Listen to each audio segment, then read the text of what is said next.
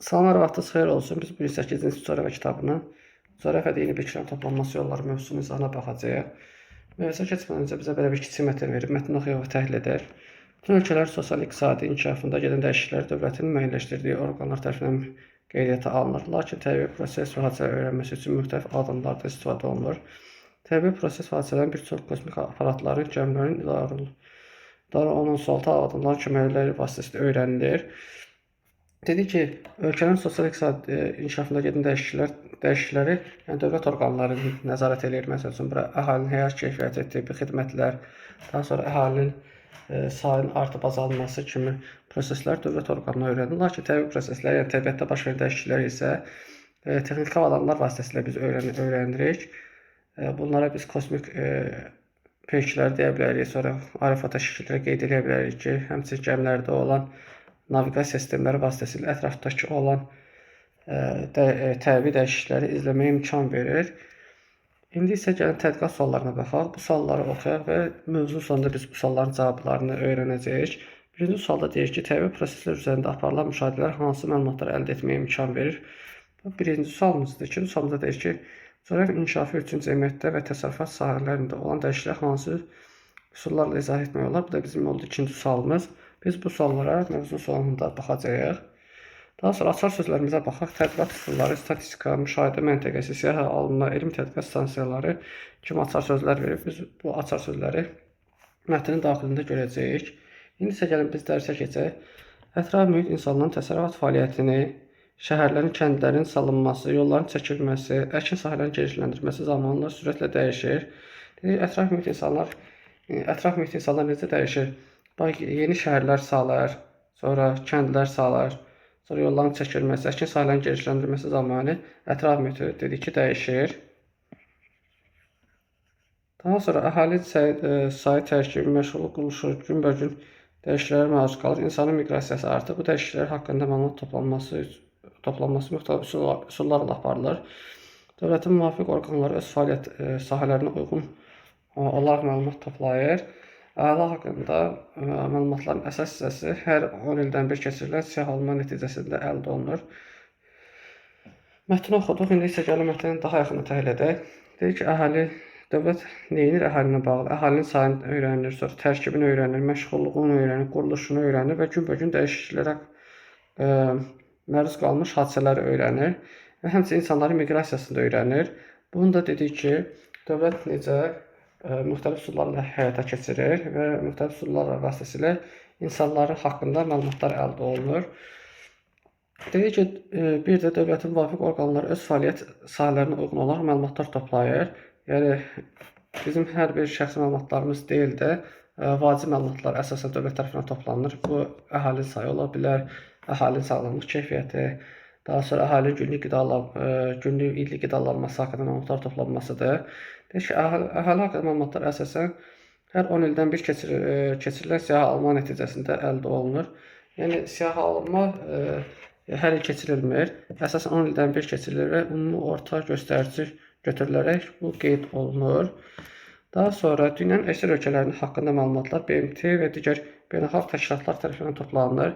Dedik ki, həmçinin dövlətdə məlumat toplayır və dünyanın ölkələr haqqında məlumatda BMT və digər təşkilatlar da bu məlumatları toplayır.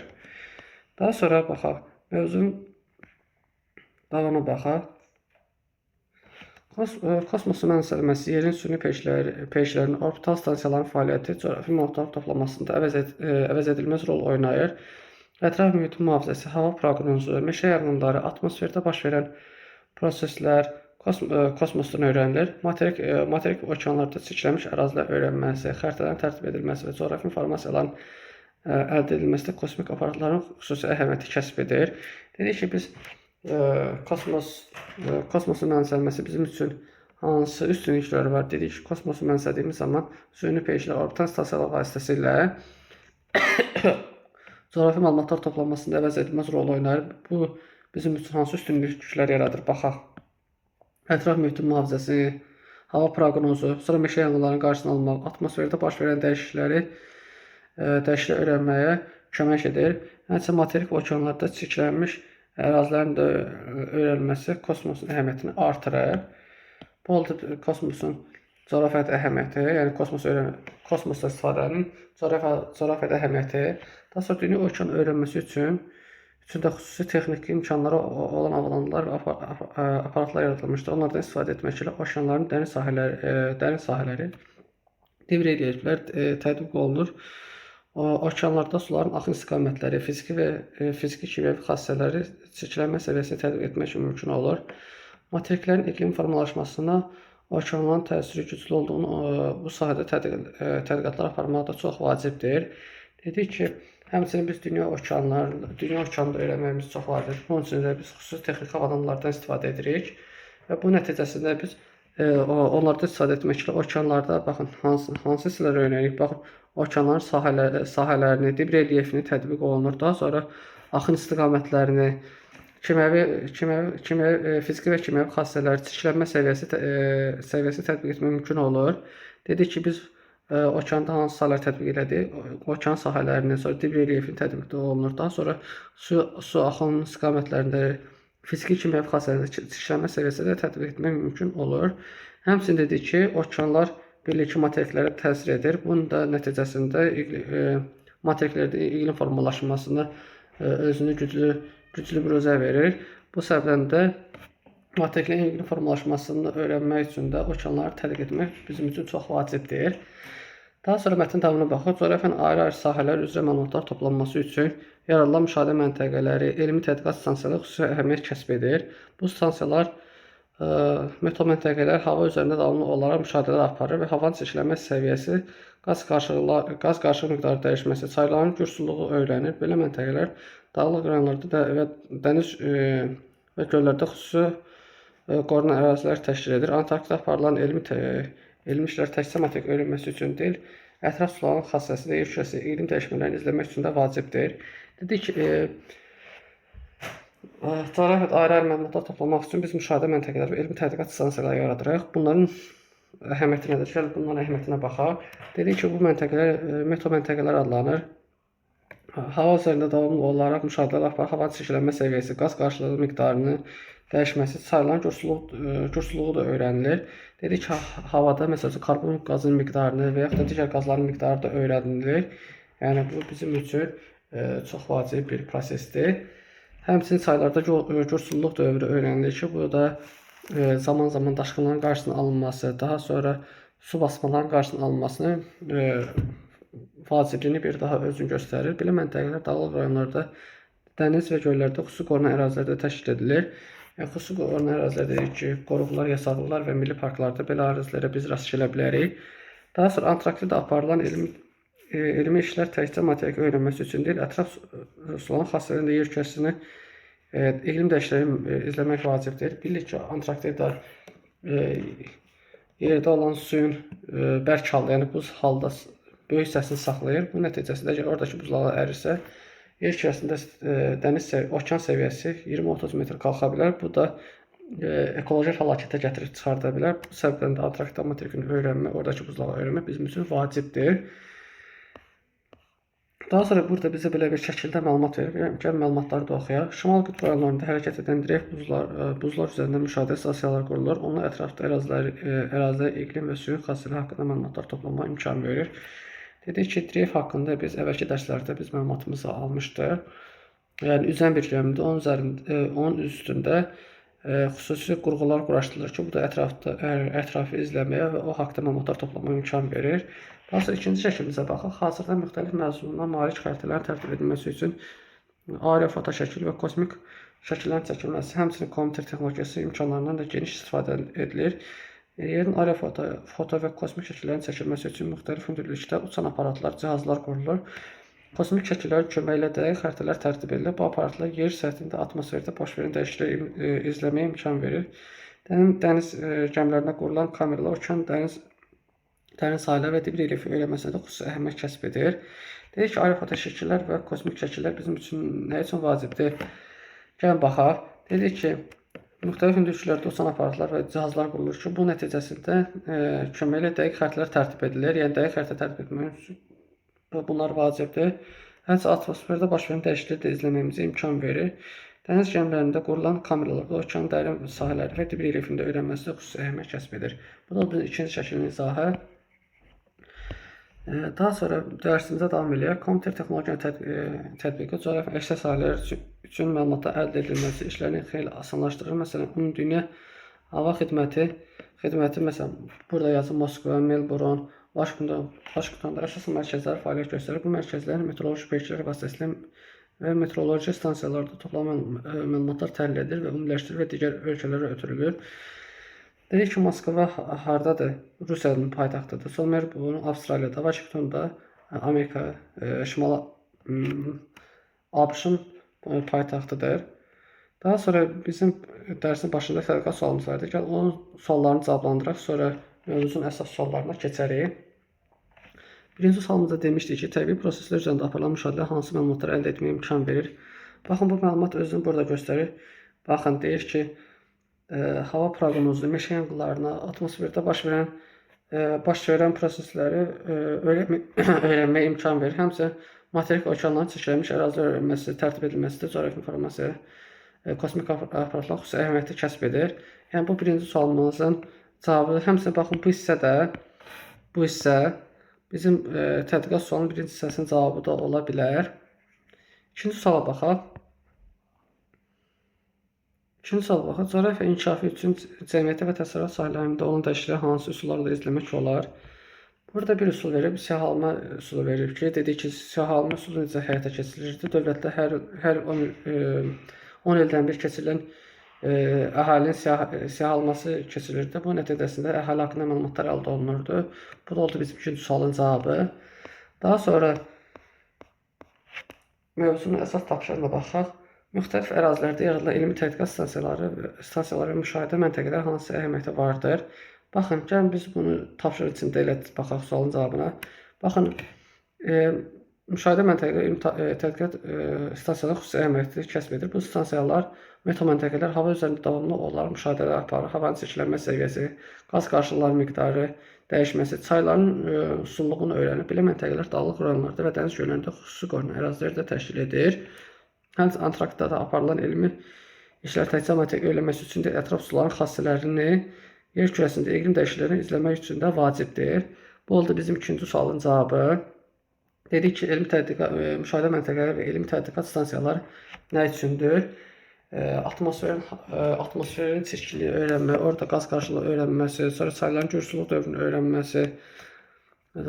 öyrənməsi üçün vacibdir. Həmçinin dedik ki, dağlıq ərazilərdə də, yəni dəniz, və göllərdə, xüsusi qorunan ərazilərdə də belə ərazilər vardır. Yəni dağlıq rayonlarda, dəniz və göllərdə də xüsusi qorunan ərazilər təşkil edir. Yəni bu ərazilərdə də elmi müşahidə məntəqələri mövcuddur. Həmçinin Antarktida mühəndisliğində də elmi tədqiqat və müşahidə məntəqələri mövcuddur. Bu oldu bizim birinci sualımız. İkinci suala baxaq. Coğrafi xəritə tərtibi zamanı hansı vasitələrdən istifadə edilir? Coğrafi xəritənin tərtib edilməsi zamanı hansı vasitələrdən istifadə edilir? Baxın, bu sualın cavabı burada var. Hazırda müxtəlif məzmunlu xəritələr tərtib edilməsi üçün aerofoto şəkili, kosmik şəkillərin çəkilməsi, həmçinin kompüter texnologiyası imkanlarında da geniş istifadə olunur. Yəni, yerin aerofoto və kosmik şəkillərin çəkilməsi üçün müxtəlif hündürlükdə uçan aparatlar, cihazlar qurulur və kosmik şəkillərin köməyi ilə dəqiq xəritələr tərtib edilir. Bu aparatlar yer səthində və atmosferdə baş verən dəyişiklikləri izləməyə imkan verir. Bu oldu bizim ikinci sualın cavabı. Sonra baxaq. Üçüncü suala baxaq. Kosmik aparatlardan istifadə edilməsi əsasında hansı problemləri həll etmək olar? Baxaq. Baxın, bu bizim kosmos sözünü baxın burada görürük. Kosmosun mənimsənməsi, yerin sürü peykləri, ortal stansiyaların fəaliyyəti, coğrafi məlumatların toplanması, əvəz edilməz rolunu oynayır. Ətraf mühitin mühafizəsi, hava proqnozu, meşə yanğınları, atmosferdə baş verən dəyişikliklər, yəni proseslər kosmosda öyrənilir. Həmçinin materik okeanlarda çirklənmiş ərazi öyrənməsidə, xəritələr tərtib edilməsi və coğrafi informasiyanın edilməsi kosmik aparatlarda xüsusi əhəmiyyət kəsb edir. Bu oldu bizim üçüncü sualın cavabı. Daha sonra bizdə belə bir uyğunluq testi verib və yəni açıq sual verib və uyğunlaşdırmağımızı istəyir. Xəritələrin tərtib edilməsi 1-ə A gedəcək kosmik aparatlardan aparılan çəkilişlər. Baxın, elə bu şəkildə də qeyd olunur. aerofoto şəkil və kosmik şəkillər çəkilməsi, yəni bu xəritəyə aid olacaq A. Daha sonra hava proqnozunun verilməsi. Hava proqnozuna bağlı, yəni meteoroloji, meteo sözlər görsək, bu hava ilə bağlı olacaq. Meteoroloji peyklər bu olacaq 2B, həmçinin meteo məntəqələr 2D olacaq. Yəni B-də 2-ə getdi, 1-ə də A getdi. Əhalinin göstəricilərinin nizamlanması, yerli idarəetmə orqanlarında ailələrin siyahı alınması, statistika idarələrinin toplandığı məlumat. Bu da oldu bizə nə? Üçüncünün də cavabı oldu C-Y. Birinci cavabı oldu bizdə xəritələrin tərtib edilməsinə aid oldu A, yəni kosmik aparatlarda aparılan çəkilişlər. İkinci bizdə oldu hava proqnozunun verilməsi. Dedi ki, meteoroloji ilə bağlı olan sözlər götürəcək. Bir B-də B-ni götürəcək meteoroloji peyklər, D meteo məntəqələr və üçüncü əlin göstəricilərin nizamlanması, yerli idarəetmə orqanları və ailələrin siyahı alınması və Y statistika idarələrinin toplandığı məlumatlardır. Daha sonra bizə belə bir xəritə verib və cədvəli tamamlamamızı istəyir. Baxın, deyir ki, şərtdə ümumi dünya hava xidmətinə əsasən məntəqənin yerləşdiyi şəhərləri və xəritədə müəyyən başlıqdakı cədvəli tamamlayın. Biz demişdik ki, dünya hava xidmətinin əsas məntəqədə harda yerləşir? Baxın, Moskvada, Melbourne'da, sonra Vaşinqtonda yerləşən mərkəzlərdə, əsas mərkəzləri burada yerləşir və fəaliyyət göstərir. Bəs bu şəhərlər xəritədə hardadır? Gəl onları tapaq. Birinci Melbourne olacaq, yəni Avstraliya, birə Melbourne.